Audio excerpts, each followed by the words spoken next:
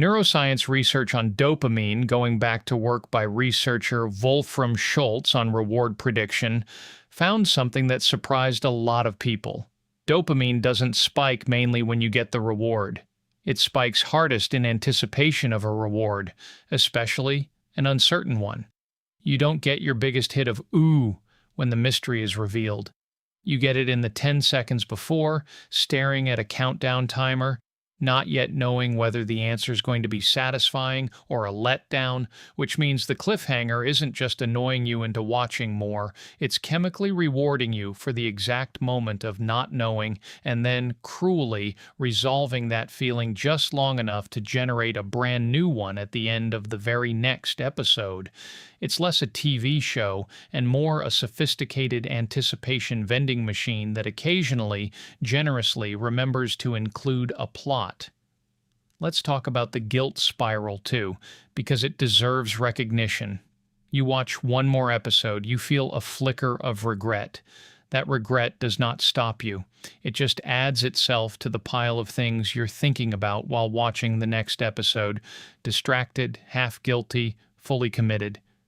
There's something almost impressive about a system that gets you to consume content while simultaneously making you feel bad about consuming it, and somehow that combination still isn't enough friction to make you stop.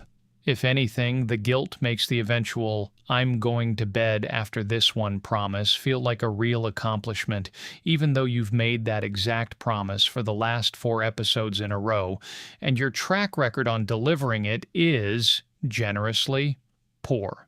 None of this means you're weak or lacking discipline or somehow uniquely susceptible to a glowing rectangle.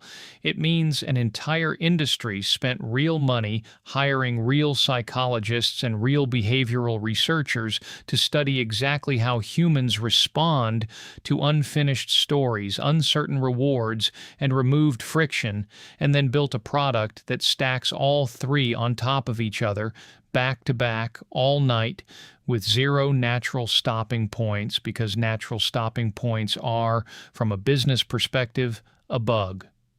You are not fighting a TV show. You are fighting a very well-funded understanding of your own brain, deployed against you at 11:58 p.m. by people who, statistically, are already asleep. So next time the countdown appears and some tiny exhausted part of you tries to protest, know what you're actually up against. It's not just a plot twist you need resolved. It's Zeigarnik's unfinished waiter tab, wired directly into a dopamine system that loves uncertainty more than certainty, delivered through a product specifically engineered to remove the 10 seconds where you might have said no.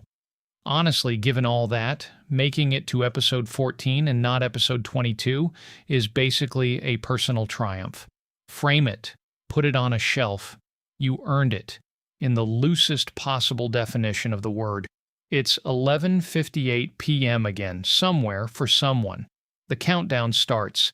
10 seconds. And somewhere, Bluma Zeigarnik, dead since 1988 and blissfully unaware she'd one day be the reason a stranger watched an entire season of a mediocre crime drama in a single weekend, rests, not entirely in peace, but at least in narrative closure. Unlike you.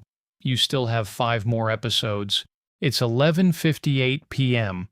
You have a 7 a.m. alarm, a mild sense of impending doom, and a TV that just asked, in a calm little countdown, whether you'd like to watch the next episode.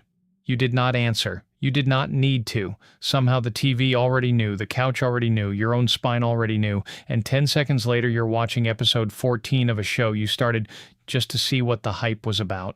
Nobody decided this. It just happened to you, like weather. Here's the annoying truth. Just one more episode isn't a willpower failure. It's a finely tuned psychological trap that television executives built on purpose, using a discovery a Soviet psychologist made almost 100 years ago while sitting in a busy restaurant of all places. In the 1920s, a psychologist named Bluma Zeigarnik noticed something odd about waiters. They could remember insanely complicated unpaid orders with perfect accuracy right up until the bill was paid, and then the memory vanished almost instantly, like their brain hit a delete button the second the task was closed.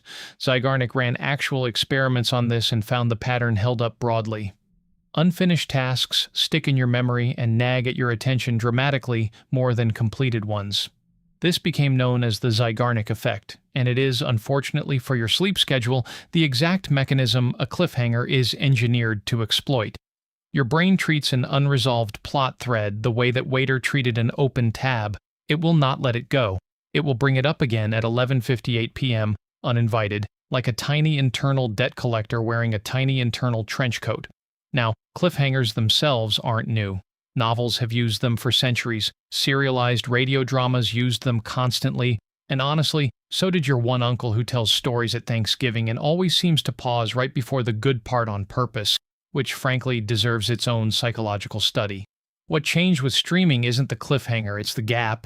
In the old days, a cliffhanger bought you an entire week of suffering. You had time to calm down, live your life, forget the actor's name, and maybe even develop a hobby.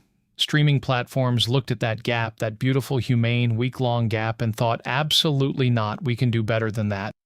And by better, they meant worse for you personally and better for their retention metrics. Enter Autoplay.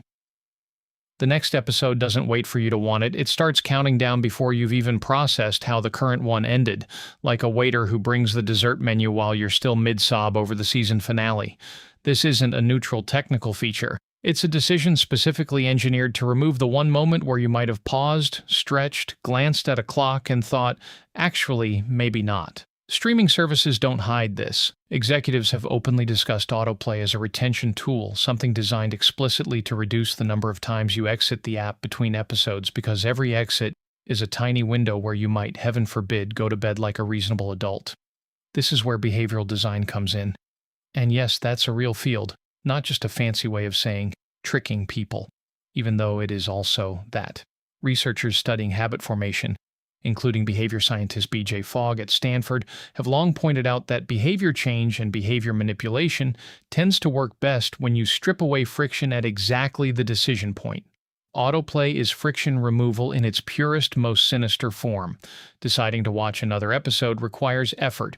Not deciding and just letting the next one play requires nothing. 0 clicks. 0 eye contact with your own poor life choices. The path of least resistance was quietly rerouted directly into episode 15, but the Zeigarnik effect and autoplay are really just the delivery system. The actual hook, the thing your brain is chasing, is anticipation itself.